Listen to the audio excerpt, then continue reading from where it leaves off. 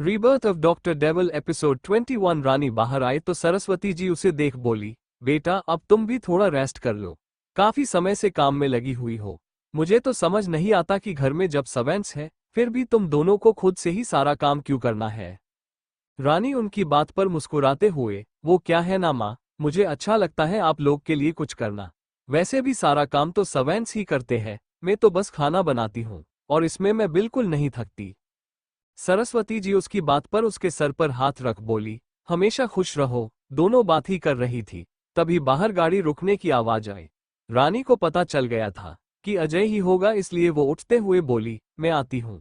इतना बोल वो वापस किचन की तरफ बढ़ गई। सिया रचित की बात सुन मुस्कुराते हुए उसे देख रही थी।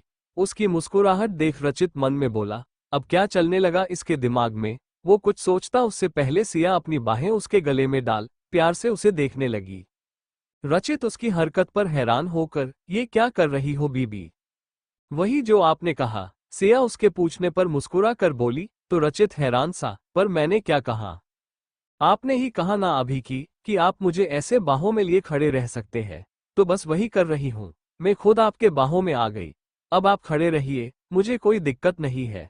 सिया मुस्कुराते हुए बोली। तो रचित उसकी कमर में अपने हाथ डाल उसे पास करते हुए बोला, चलो अच्छा है, अब मैं तुम्हें सबके सामने किस कर सकता हूं ना फिर।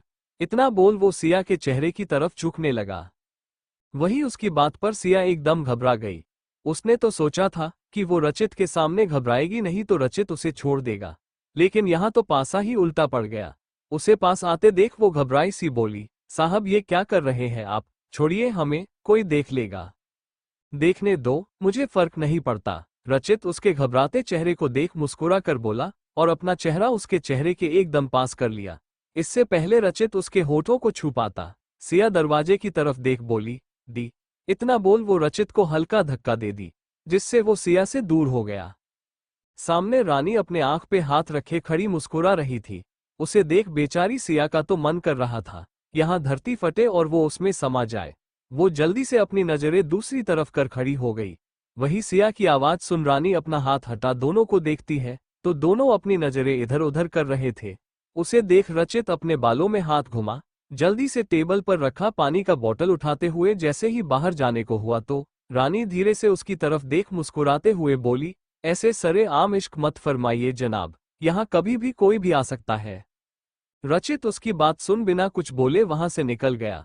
रानी सिया के पास आई और मुस्कराते हुए उसके कंधे से अपना कंधा टकरा बोली, ओहो मतलब बात काफी आगे निकल चुकी है। सिया उसकी बात सुन शर्माते हुए, क्या दी आप भी, इतना बोल वो उसके गले लग गई। अजय अंदर आया तो सरस्वती जी को देख वही सोफे पर बैठ गया। उसके चेहरे पर इस वक्त एक छोटी सी स्माइल थी।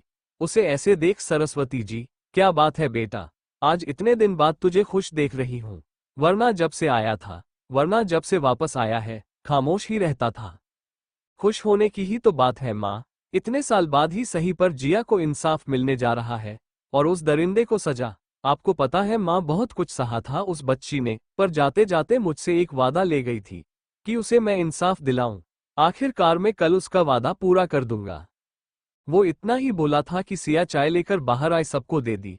सरस्वती जी उसकी बात पर, ये तो बहुत अच्छी बात है बेटा, लेकिन तूने हमें आज तक जिया के बारे में नहीं बताया। अब तो सब कुछ ठीक होने जा रहा है तो कम से कम अब तो बता दे। उनके इतना बोलते ही अजय कुछ सोच बोला, ठीक है माँ, मैं आज आप लोगों को सारी बात बताता हूँ। इतना बोल वो सिया को देख बोला, रचित को भी बुला लो। थोड़ी देर बाद सब हॉल में ने मौजूद थे। अजय ने सबकी तरफ देखा और बोलना शुरू किया। 6 साल पहले मुंबई। अजय अपनी कार ड्राइव करते हुए घर की तरफ बढ़ रहा था। उसे घर पहुंचने की थोड़ी जल्दी थी। वो आराम से गाने सुनते हुए ड्राइविंग कर रहा था। तभी अचानक से उसके गाड़ी के सामने एक लड़की आ गई, जिस वजह से उसे झटके से गाड़ी रोकनी पड़ी। लेकिन तब वो लड़की उसके गाड़ी से टकराकर बेहोश हो गई थी। अजय उसे देख जल्दी से बाहर आया तो उस लड़की ही हालत देख अपना कोट उतार उस पर डाल उसके कंधे पर अपना हाथ रख बोला, हेलो क्या आप ठीक है? उसके बोलने पर उस लड़की ने कोई प्रतिक्रिया नहीं दिया तो अजय उसे वहां से हॉस्पिटल ले गया। उसे उस लड़की की हालत देख इतना तो पता चल गया था कि जरूर उसके साथ कुछ बुरा हुआ है। वो हॉस्पिटल में डॉक्टर के बाहर आने का इंतजार कर रहा था। तभी डॉक्टर बाहर आई और उसे देख एक गहरी सांस ले बोली, पुलिस केस है, बच्ची के साथ बहुत रेप हुआ है। उसकी हालत बहुत गंभीर है। इतनी उम्र में ये सब सहना, बहुत हिम्मत है उसमें, जो अभी तक सांस ले पा रही है। उनके इतना बोलते ही अजय के कदम डगमगा गए। वो वही साइड में बीच पर बैठ गया। थोड़ी देर बाद वो उन्हें देख, क्या मैं उससे मिल सकता हूँ? डॉक्टर उसकी बात सुन अपना सर हिला दी। अजय जाना माना लॉयर था, इसलिए डॉक्टर ने उसके कहने पर उस लड़की का ट्रीटमेंट करने के लिए राजी हो गए थे। वरना ऐसे केसेज में तो बिना पुलिस के कोई डॉक्टर पेशेंट को ट्रीट करने के लिए भी रेडी नहीं होता। अजय इतना बोलते ही खामोश हो गया। उस दिन को याद कर उसके आंखों में आंसू आ गए। वही रानी, सिया और सरस्वती जी के भी आंखों से आंसू बहने लगे थे। सिया तो ये सब सुन घबरा रही थी। उसकी पकड़ अपने बगल में बैठे रचित के हाथ पर मजबूत हो गई। उसे घबराया देख रचित बोला, भाई अभी रहने दीजिए, ये घबरा रही है। उसके इतना बोलते ही सबकी नजरें सिया की तरफ उठ गई, जो डर से पसीना पसीना हो गई थी। उसे ऐसे देख सब परेशान हो गए। सिया की नजरें सब पर गई, तो उन्हें परेशान देख वो खुद को नॉर्मल करने की कोशिश करते हुए बोली, नहीं भैया आप आगे बोलिए, हम ठीक है, हमें जिया के बारे में जानना है। उसकी बात सुन रचित परेशान हो, मगर बीबी, सिया उसका हाथ पकड़, प्लीज साहिब, हमें जानना है। रचित उसके बोले पर खामोश हो गया, तो अजय ने आगे बोलना शुरू किया। डॉक्टर की बात सुन अजय अंदर आया तो उसकी नजर सामने बेड पर लेटी बच्ची पर थम गई। दिखने में 16 से 17 साल की वो मासूम बच्ची उस हॉस्पिटल के बेड पर लेटी जिंदगी और मौत से लड़ रही थी। उसके पूरे शरीर पर पट्टियां बंधी हुई थी, वही चेहरे पर सांस लेने के लिए ऑक्सीजन मास्क लगा हुआ था। अजय उसे देखते हुए धीमे कदमों से चल के उसके पास आया और बेड के किनारे लगे स्टूल पर बैठ गया। किसी की आहट सुन सामने लेटी लड़की धीरे से अपनी आंखें खोल उसकी तरफ देखती है, तो अजय उसके सर पर अपना हाथ रख बोला, कैसी हो बेटा? अजय के इतना बोलते ही उस लड़की के आंखों से झरझर आंसू बहने लगे। उसे रोते देख अजय उसके आंसू पोंछ बोला, शह बेटा रोना बंद करो, तुम तो बहादुर लड़की हो ना। अजय की बात सुन वो लड़की धीमे से अपना एक हाथ से अपना ऑक्सीजन मास्क निकाल रोते हुए बोली, भाई। उसके मुंह से भाई सुन मुझे ऐसा लगा जैसे मेरे बचपन का सपना पूरा हो गया हो। मुझे एक छोटी बहन मिल गई थी, लेकिन उस हालत में जिस गलत में कोई भी भाई अपनी बहन को नहीं देख सकता। इतना बोलते हुए अजय सबको देखता है तो सब आंसू भरी नजरों से उसे ही देख रहे थे। पता है आप सबको ये वो शब्द था जिसे सुनने की हमेशा मेरे दिल में इच्छा थी। मेरे और रचित की कोई बहन नहीं था, लेकिन मुझे हमेशा से एक बहन चाहिए थी। उस दिन जब मैंने उसके मुंह से भाई सुना ना, तो मुझे खुद से नजरें मिलने में शर्म आने लगी कि मैं कैसे भाई हूं जिसके होते उसकी बहन इस हालत में पड़ी है। मुझे उन कमीनों के बारे में सोच इतना गुस्सा आ रहा था उस वक्त, जिसके कारण उसकी वो हालत थी। अगर वो लोग मेरी नजरों के सामने होते ना उस दिन, तो शायद मैं उन लोगों को मार चुका होता। मैंने मन ही मन उन लोगों को उनके किए की सजा देने के लिए सोच चुका था, पर मुझे नहीं पता था कि ये सब बिल्कुल भी आसान नहीं होने वाला था। चुनौतियां तो बस शुरू हुई थी। जब मुझे उस इंसान का नाम पता चला जिसने ये सब किया, उसका नाम जान में शोक था। वो लड़की अजय का हाथ पकड़ रोते हुए बोली, भाई मुझे बचा लो, मुझे जीना है, मुझे बहुत दर्द हो रहा है। इतना बोल वो जोर जोर से रोने लगी। वो ढंग से सांस नहीं ले पा रही थी। उसके कहे एक एक शब्द मेरे कान में शीशे की तरह घुल रहे थे। वो दिन याद कर आज भी मेरा दिल दहल जाता है। उसकी हालत मुझसे देखा नहीं जा रहा था। मुझे समझ नहीं आ रहा था कि मैं क्या करूं। मैं उसके सर पर हाथ रख उसे शांत करने की कोशिश कर रहा था, लेकिन उसका दर्द इतना था कि शायद ही कोई समझ सकता था।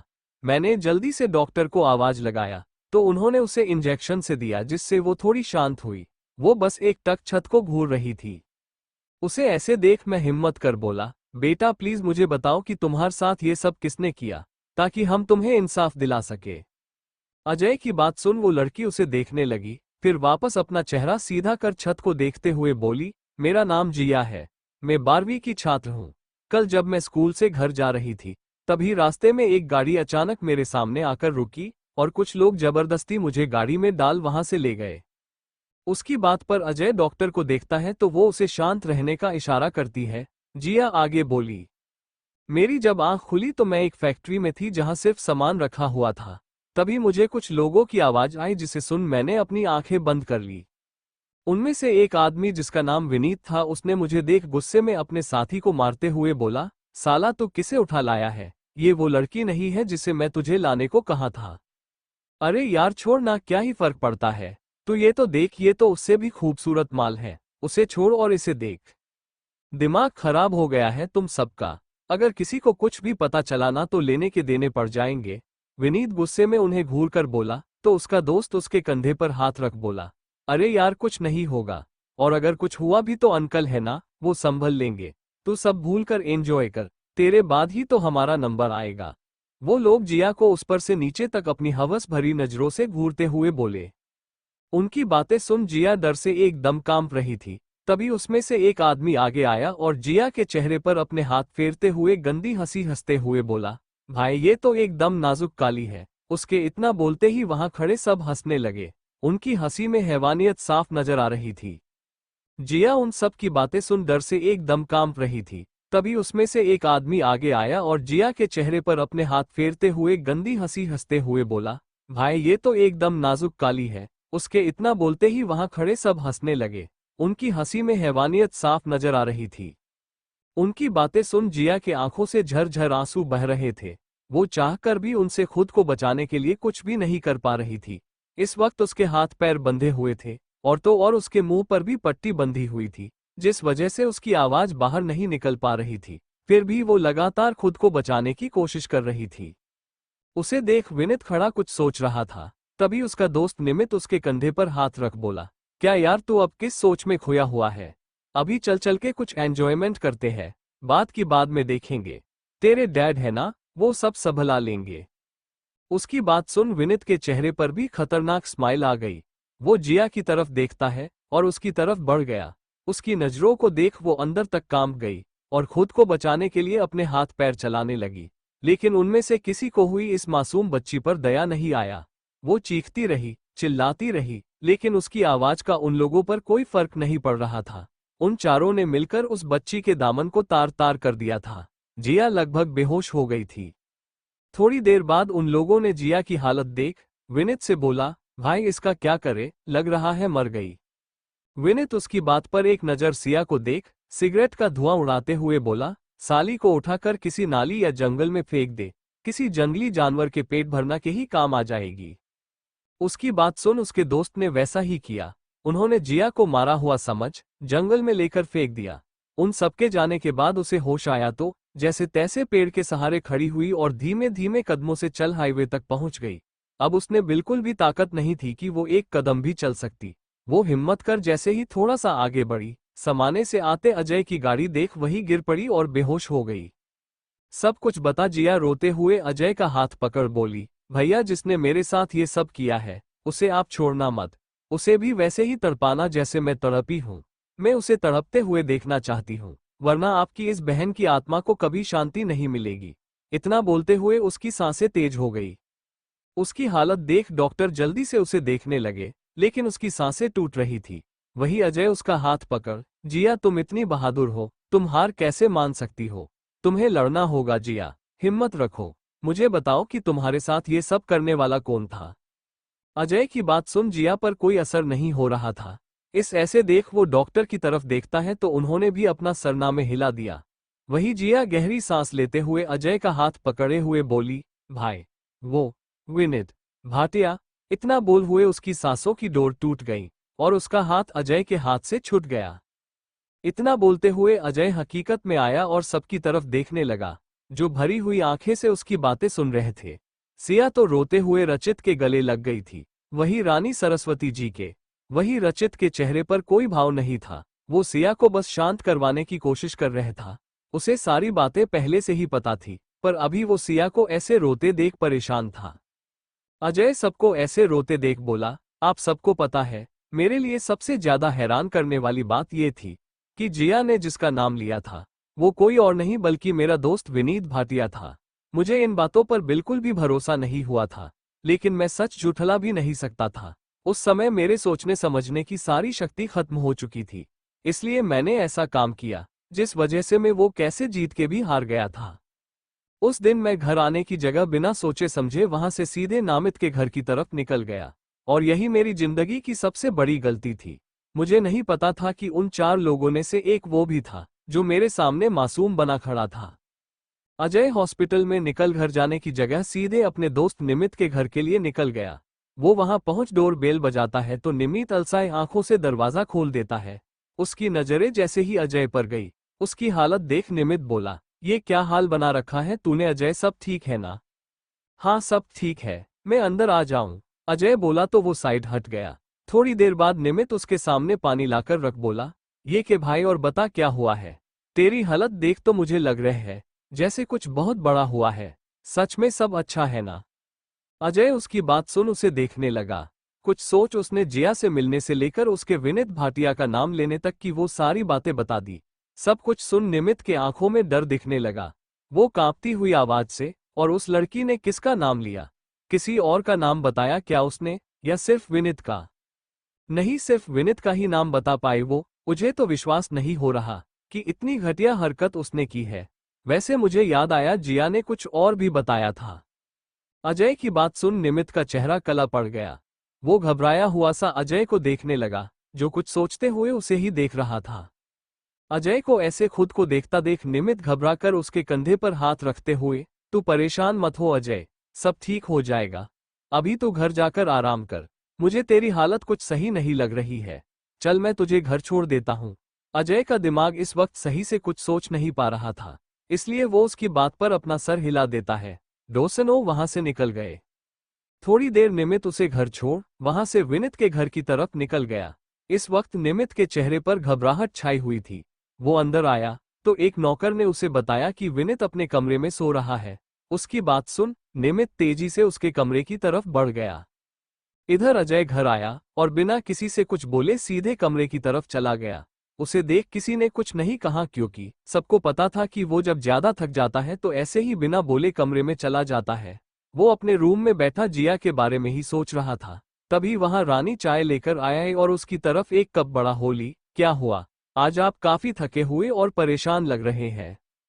अजय, कुछ नहीं, बस एक केस है, उसके बारे में सोच रहा हूँ। वैसे रचित से बात हुई? वो कब आ रहा है? रानी उसकी बात सुन उसके पास बैठते हुए, देवर जी ने कहा कि वो अगले महीने आएंगे, और तब ही माँ ने उनकी और सनाया की शादी की डेट भी निकालने की सोची है।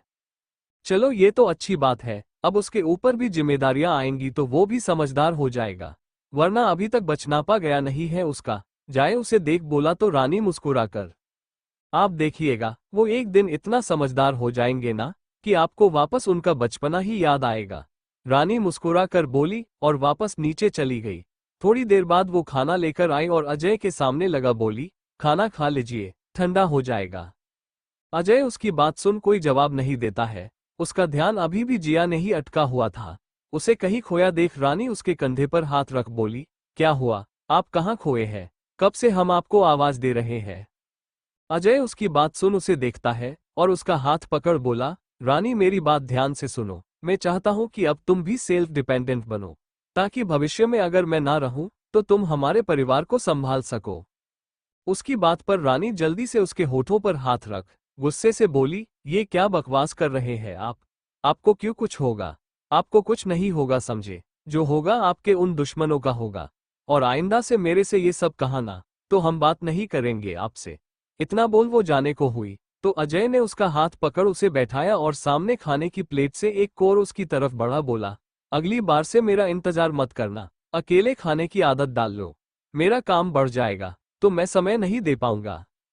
उसकी बात पर रानी कुछ नहीं बोली। दोनों ने अपना डिनर खत्म किया तो रानी बर्तन रखने नीचे चली गई। थोड़ी देर बाद वो वापस आए तो अजय उसका हाथ पकड़ अपने पास बैठता है और उसके गोद में अपना सर रखते हुए बोला, तुमने बिल्कुल सही कहा, जो होगा ना अब मेरे दुश्मनों को होगा, मैं उन्हें बिल्कुल नहीं छोड़ूंगा। उसकी बात सुन रानी समझ गई कि अजय काफी परेशान है, इसलिए वो उसके बालों में हाथ चलाने लगी। थोड़ी देर बाद अजय वैसे ही सो गया, लेकिन रानी की नींद उसके बातों के बारे में सोचते हुए उड़ चुकी थी। वो अजय का माथा चूम खुद से बोली, पता है आप परेशान हैं, पर आप देखना महादेव जल्द ही आपकी परेशानी दूर कर देंगे, सब सही हो जाएगा। ये सब सोचते हुए उसे थोड़ी देर में नींद आ ही गई। सुबह अजय जल्दी ही चला गया था। रानी रेडी होकर नीचे आए तो सरस्वती जी उसे देख बोली, बेटा अजय कहाँ है, दिखा नहीं सुबह से। माँ वो तो सुबह ही निकल गए, उन्हें जरूरी काम था। रानी उन्हें देख बोली तो सरस्वती जी परेशान हो, उसका भी कुछ समझ नहीं आता, काम के अलावा इन्हें कुछ नजर ही नहीं आता। इतना बोल वो बड़बड़ाते हुए अपने कमरे में चली गई। रानी भी उनकी बातें सुन मुस्कुराते हुए किचन की तरफ बढ़ गई। कुछ दिन ऐसे ही बीत गए थे। अभी तक न्यूज में जिया वाला केस चला गया था। कुछ लोग जिया को न्याय दिलाने के लिए बोल रहे थे, वही कुछ उसके चरित्र को ही गलत ठहरा रहे थे। जितनी मुंह उतनी बातें हो रही थी। माहौल काफी गर्म हो चुका था। अमिताभ जी को भी इस बारे में पता चल चुका था। रात में खाने के बाद अंतर जी अजय को स्टडी रूम में आने को कहा और वहां से चले गए। वो जैसे ही वहां आया, अजय जी हल्के गुस्से में, तुमने क्या सोच ये कैसे लिया है? तुम्हें पता है कि वो लोग कितने खतरनाक और पावरफुल हैं? तुम कल ही इस केस से अपना नेम वापस लो। मैं ऐसा कुछ नहीं करूंगा पापा। आपको पता है वो भाटिया कितना जमीन है, फिर भी आप ये बोल रहे हो। मुझे लगा था उसका बेटा उसकी तरफ नहीं होगा, लेकिन उसकी सच्चाई जानने के बाद मैं उसे बिल्कुल नहीं छोड़ूंगा। उसे उसके किए की सजा मिलकर रहेगी और मैं दिलाऊंगा उसे। ये सब वो बहुत गुस्से में बोल रहा था। पर तुमने आज तक ऐसा कैसे हैंडल नहीं किया है? और ये कैसे तो बहुत ज्यादा सुर्खियों में है। मुझे लगता है अभी तुम्हें शांत रहना चाहिए। जब माहौल थोड़ा ठंडा होगा तब मैं देखता हूँ कि मैं क्या कर सकता हूँ। आपको जो करना है करिए, लेकिन मैं ये कैसे लड़ रहा हूँ ये मेरा आखिरी फैसला है। अगर मैं बहन को इंसाफ नहीं दिलवा पाया तो मेरी वाईआर डिग्री बेकार है। इतना बोल वो बाहर निकल गया। उसके जाने के बाद अजय जी परेशान से वही सोफे पर बैठते हुए हॉल, अब हम कैसे बताएं अजय तुम्हें कि वो लोग बहुत खतरनाक है। जब उन्हें पता चलेगा न कि तुम उन लोग के खिलाफ लड़ रहे हो, तो पता नहीं क्या ही करेंगे वो। बाहर खड़ी रानी जो उनके लिए चाय लेकर आई थी, उसे इतना तो समझ आ गया था कि अजय कोई केस लड़ना चाहता है, मगर अमिताभ जी उसे परमिशन नहीं दे रहे। वो अंदर आई और उनके सामने दूध का ग्लास रख बोली, पापा आप परेशान मत होइए, मैं समझाती हूँ उन्हें, वो ये केस नहीं लड़ेंगे। रानी के इतना बोलते ही वो उसके सर पर हाथ रख अपने रूम की तरफ चले गए। वो इन सब के बारे में सोच काफी परेशान थे। वही रानी ये नहीं जानती थी कि केस किसका है, लेकिन वो इतना जरूर समझ गई थी कि जिनके खिलाफ है वो लोग बहुत खतरनाक है, जिससे वो परेशान हो गई थी। वो वहां से सीधे अपने रूम में आए और बालकनी में जाकर बैठ गई। उसके चेहरे पर परेशानी साफ नजर आ रही थी। अजय जब रूम में आया तो उसे ऐसे देख, क्या हुआ, किन ख्यालों में खोई हुई हो? आपके लिए परेशान हूं, अपने आने वाले फ्यूचर के लिए परेशान हूं। मुझे समझ नहीं आ रहा कि मैं क्या करूं। ऐसा भी क्या हो गया जो तुम ऐसे बात कर रही हो? तो और कैसे बात करूं, जब आपको पता है कि आपने जिन लोगों के खिलाफ केस लिया है वो लोग कितने खतरनाक है, तो आप ये कैसे क्यों लड़ रहे हैं? क्या आपको हम सबकी परवाह नहीं है? मुझे पता है वो लोग खतरनाक है, लेकिन तुम एक बार तो सोचो कि उस बच्ची, वो इतना ही बोला था कि रानी उसकी बात काट के, तारानकन मुझे कुछ नहीं सुनना, ना समझना। आप ये केस नहीं लड़नेगे बस, वरना मैं आपसे बात नहीं करूंगी। इतना बोल वो गुस्से में जाकर रूम में लेट गई।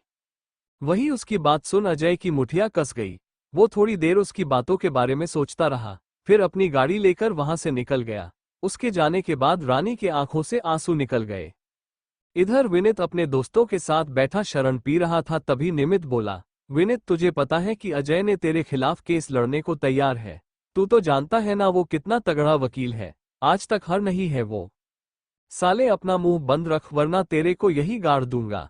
वो जमीन मेरा दोस्त होकर मेरे ही खिलाफ लड़ रहा है, और तुझे उसकी तारीफ सुख रही है। लड़ने दो उसे, इस बार उसे भी तो हार का स्वाद चखना चाहिए। वैसे इन सब में तुम कमीनों की गलती है। अगर तुम सब ने उसे मारकर लाश को अच्छे से ठिकाने लगा दिया होता, तो ये सब न हो रहा होता, और न ही उस अजय को मेरी सच्चाई पता चलती। पर कोई नहीं, अब जब सब सच सामने है तो उन्हें भी पता चले कि मैं कौन हूँ। बहुत ओढ़ लिया शराफत का चादर, अब उसे अपना असली चेहरा दिखाने का समय आ गया है। इतना बोल वो हंसने लगा। एक बड़ा सा महल जिसके चारों तरफ गार्ड का शक पहरा था। देखकर ऐसा लग रहा था जैसे बड़े नेता का घर हो। उस महल नुमा घर का दरवाजा खुला और एक गाड़ी अंदर आकर रुकी। गाड़ी का दरवाजा खुलते ही विनित बाहर आया और अंदर की तरफ बढ़ गया। हॉल में ही सोफे पर एक आदमी बहुत रोब से बैठे हुए थे। उन्हें देख ही लग रहा था जैसे वो बहुत बड़े नेता है। विनित उनके पास आया और झुककर पैर छू बोला, प्रणाम बाबा। विनित को देख वो आदमी घूरते हुए, क्या किया है तुमने? तुम्हें जरा भी अंदाजा है? अभी इलेक्शन का वक्त है और तुम्हारे कारनामे ही खत्म नहीं हो रहे। ऊपर से वो तुम्हारा दोस्त ही तुम्हारे खिलाफ कोर्ट में केस लड़ने को तैयार है। क्या इज्जत रह जाएगी हमारी समाज में? उनकी बात सुन विनित सर झुका, बाबा आप परेशान मत होइए, ये केस आगे नहीं जाएगा। उसकी बात सुन वो आदमी, यही तुम्हारे लिए अच्छा होगा। इस केस को जल्दी से जल्दी खत्म करो। कुछ दिन में इलेक्शन के प्रचार शुरू होने वाले हैं और उसमें मुझे कोई दिक्कत नहीं चाहिए। और अगर तुमसे ये सब नहीं होता तो मुझे बता दो, मुझे इसे अपने तरीके से संभालना पड़ेगा। इतना बोल वो चले गए। उनके जाने के बाद विनीत भी गुस्से में वहां से निकल गया। उसने किसी को फोन कर कुछ कहा और फिर मुस्कुराते हुए, अब देख अजय, तेरे साथ क्या होता है। तुझे बहुत शौक है ना मुझसे उलझने का और मुझे बदनाम करने का। अब तेरी बारी है, तुझे मैं कहीं मुंह दिखाने लायक नहीं छोड़ूंगा। इतना बोल वो मुस्कुराते हुए चला गया। इधर अजय ने केस की इन्वेस्टिगेशन चालू कर दी थी। उसे किसी भी कीमत पर जिया को न्याय दिलाना था। उसने विनीत और उसके दोस्तों के खिलाफ काफी सारे सबूत इकट्ठा कर लिए थे और उन्हें अपनी असिस्टेंट को संभालने के लिए दे दिए थे। इतना सबूत काफी था उनका गुनाह कोर्ट में साबित करने के लिए। पूरे मीडिया में अभी इसी केस की चर्चा थी। आखिर इतने बड़े पॉलिटिशियन के बेटे पे इल्जाम लगा था, इसलिए सबको बस एक न्यूज का ही इंतजार रहता था। घर में भी सभी अजय के लिए काफी परेशान थे। वहीं रानी की तबीयत भी आजकल बिल्कुल भी सही नहीं रहता था। सरस्वती जी तो उसकी हालत देख परेशान थी। अजय उनकी कुछ सुन नहीं रहा था और रचित को इस बारे में कुछ मालूम ही नहीं था। वो अपनी पढ़ाई में लगा हुआ था। अमिताश जी भी अजय को लेकर आजकल काफी परेशान रहने लगे थे। उन्हें पता था कि भाटिया इतना शांत नहीं बैठने वाला है, वो जरूर कुछ न कुछ करेगा, और यही सोच वो परेशान रहते थे। रानी के पेरेंट्स भी अजय को समझने की कोशिश कर रहे थे, लेकिन अजय जिया को इंसाफ दिलाने की जिद में सब कुछ भूल कर बैठा था। वो किसी की भी बात नहीं सुन रहा था। उसका तो दिन और रात सब अपने ऑफिस में ही निकल रहा था। उस दिन के बाद वो सिर्फ 2 दिन ही घर आया था। देखते देखते हियरिंग का भी दिन आ गया। सुबह अजय अपने ऑफिस में फाइल देखते हुए अपनी असिस्टेंट से बोला, तुम सारे सबूत को लेकर आओ, हमें अभी निकलना होगा। उसकी बात पर उसकी असिस्टेंट उसे एक नज़र देख अपने कपड़े अपने हाथ से फाड़ते हुए बचाओ बचाओ चिल्लाने लगी। बाहर जो मीडिया खड़ी थी उसकी आवाज सुन तुरंत अंदर आ गई। सबको देख वो लड़की यही बोलती है कि अजय ने उसके साथ जबरदस्ती करने की कोशिश कर रहा था। मीडिया को तो बस मसाला चाहिए होता है। उन लोगों ने बिना सच जाने इस न्यूज को बढ़ा चढ़ाकर पेश किया, जिससे अजय को इस केस से हटा दिया गया। उल्टा उस पर ही मोलेस्टेशन का केस दर्ज हो गया था। अजय इन सब वजह से बहुत परेशान था। उसे पता था ये सब उसके साथ इस केस के वजह से हो रहा है। उसने फिर भी हिम्मत नहीं हारी और एक आखिरी कोशिश करने के बारे में सोच सारे सबूत ले वहां से अपनी गाड़ी लेकर कोर्ट की तरफ निकल गया। उसके पास ये बस एक आखिरी मौका था। विनीत के आदमी जो उस पर नजर रख रहे थे, वो उसके जाने की खबर विनीत को दे देते हैं, जिसे सुन वो बोला, उड़ा दो साले को, बहुत फड़फड़ा रहा है, उसे भी उस लड़की के पास ही पहुंचा दो, वही दोनों खेलते रहेंगे भाई बहन का खेल। इतना बोल वो फोन रख दिया और हंसने लगा। अजय ड्राइव करते हुए कोर्ट की तरफ बढ़ रहा था। उसकी गाड़ी जैसे ही खाई के पास पहुंची, एक गाड़ी आई और तेजी से उसे टक्कर मारते हुए निकल गई। अजय की गाड़ी इस टक्कर से सीधे जाकर खाई में गिरी थी और गिरते ही उसकी गाड़ी में आग लग गया। घर में बैठी रानी को ऐसे लगा जैसे कुछ हुआ है। वो घबराते हुए सरस्वती जी के पास आई और उनके गोद में लेटते हुए बोली, मम्मा मुझे बहुत घबराहट हो रही है, ऐसा लग रहा है जैसे कुछ बहुत बुरा हुआ है। उसकी बात सुन वो रानी को शांत करवाती है। आज मन तो उनका भी घबरा रहा था, पर उन्होंने खुद को संभाला रखा था। सरस्वती जी ने ध्यान बटाने के लिए न्यूज लगा दी थी। वो लोग अभी बात ही कर रहे थे, तभी न्यूज में दिखाने लगा मधुर लॉयने की खुदकुशी। खुद की असिस्टेंट के साथ जबरदस्ती करने की वारदात आए सामने। सूत्रों से पता चल रहा है कि वो ये इल्जाम बर्दाश्त नहीं कर पाए, इसलिए उन्होंने खुदकुशी कर ली। लोगों का तो ये भी कहना है कि उनके और जिया के बीच में गलत संबंध थे और उन्होंने मंत्री के बेटे से पैसे ऐंठने के लिए ये षड्यंत्र रचा था। ये सब सुन रानी तो शौक हो गई थी। वही सरस्वती जी भी हैरान सी टीवी को देख रही थी। उन्हें विश्व नहीं हो रहा था, अजय अब इस दुनिया में नहीं रहा। अमिताश जी जो अभी वहां आए थे, ये न्यूज देख वो अपना सर पकड़ वहीं बैठ गए थे। वो लोग अभी कुछ सोचने समझने की हालत में नहीं थे, तभी उन्हें किसी चीज की जोर से गिरने की आवाज आई। दोनों ने जैसे ही सामने देखा, रानी जमीन पर बेहोश पड़ी हुई थी। उसे ऐसे देख वो लोग जल्दी से उस तरफ भागे।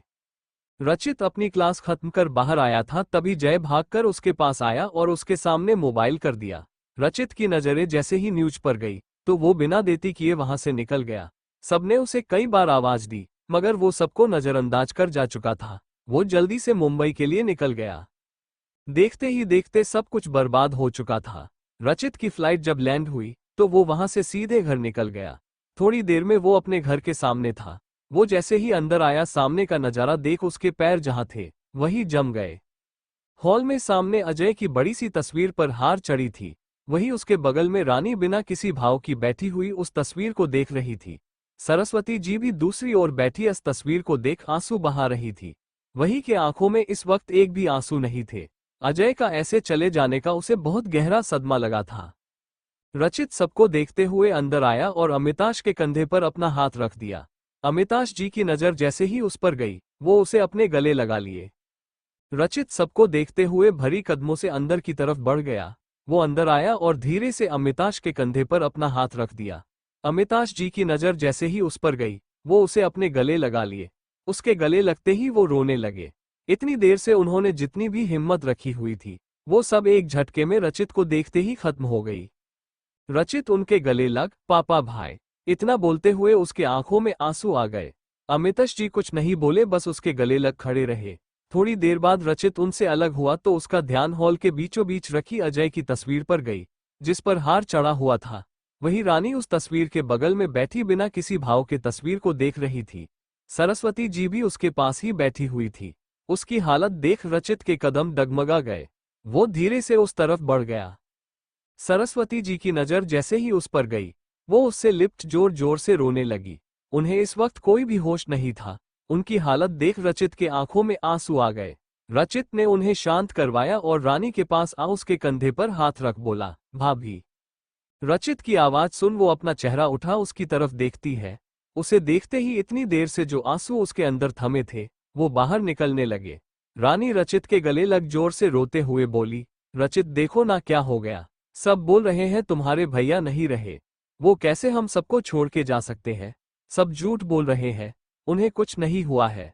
अजय जिंदा है। मुझे पता है उन्हें कुछ नहीं हो सकता। तुम बोलो ना इन्हें। कोई मेरी बात पर विश्वास नहीं कर रहा है। बोलो ना, तुम चुप क्यों हो। समझाओ इन्हें। इतना बोलते हुए वो बेहोश हो गई। रानी की हालत देख रचित उसे जल्दी से उठा रूम में लेकर जाता है। सब लोग भी जल्दी से उसके पीछे आए। रानी की हालत देख सब काफी घबरा गए थे। सरस्वती जी परेशान सी रानी को होश में लाने की कोशिश कर रही थी पर कुछ भी असर नहीं हो रहा था। अमितेश जी ने जल्दी से फोन कर डॉक्टर को आने को बोल दिया था। थोड़ी देर बाद डॉक्टर आए और रानी का चेकअप कर सबको देख बोले, इनकी हालत नाजुक है। ऐसी हालत में इतनी लापरवाही माँ और बच्चे दोनों के लिए खतरनाक हो सकती है। आप लोग प्लीज इनका ध्यान रखिए। इतना बोल वो कुछ मेडिसिन दे चली गई। वही उनकी बात सुन रचित हैरान सा सरस्वती जी को देखने लगा तो उन्होंने रोते हुए अपना सर हिला दिया। थोड़ी देर में सब रानी को आराम करने के लिए छोड़ बाहर निकल गए। वही सरस्वती जी उसके पास ही बैठी हुई थी। रचित अंतर जी के साथ हॉल में जैसे ही आया, सनाया अपने डैड के साथ उसके पास आई। रचित के चेहरे पर सनाया को देख थोड़ा सुकून आया था। उसे अभी किसी की जरूरत थी जो उसे संभाल सके, जिसके सामने वो अपना दुख बताए।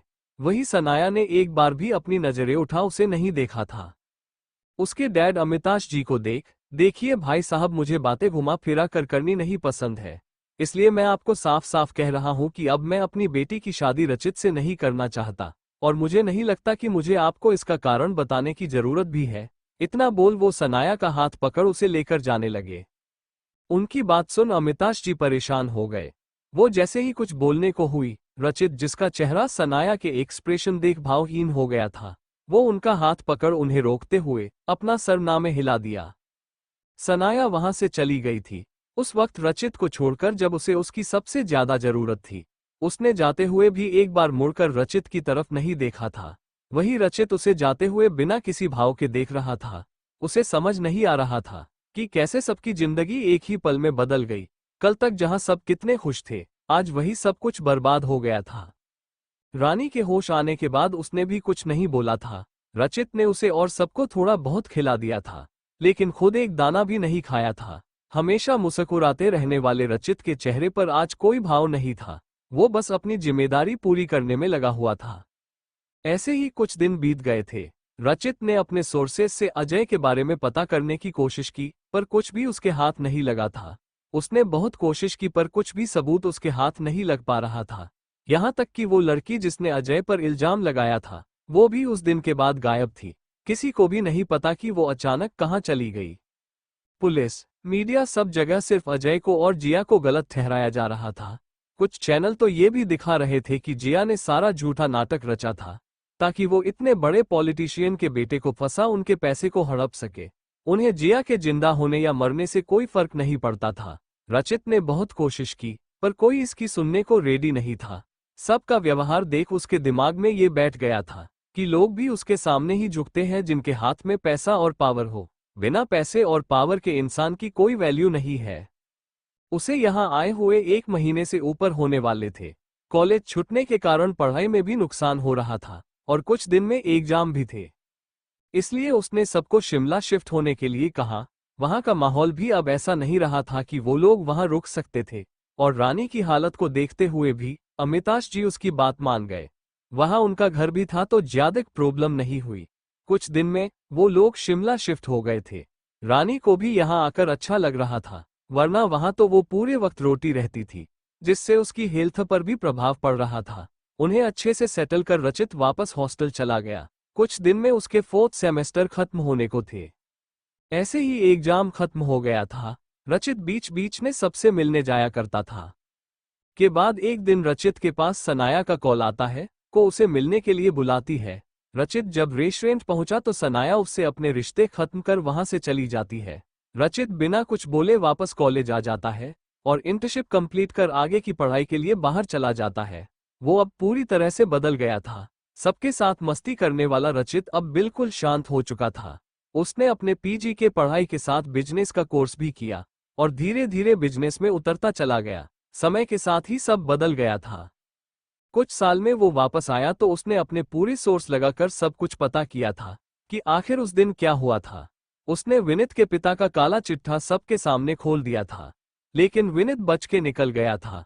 रचित ने उन सबको उनके किए की सजा दी थी, जिनके वजह से अजय नहीं रहा था, लेकिन उसका इंडिया में मन नहीं लगता था, इसलिए वो वापस चला गया था। वही अजय की जब आंख खुली तो वो एक आदिवासी टोले में था।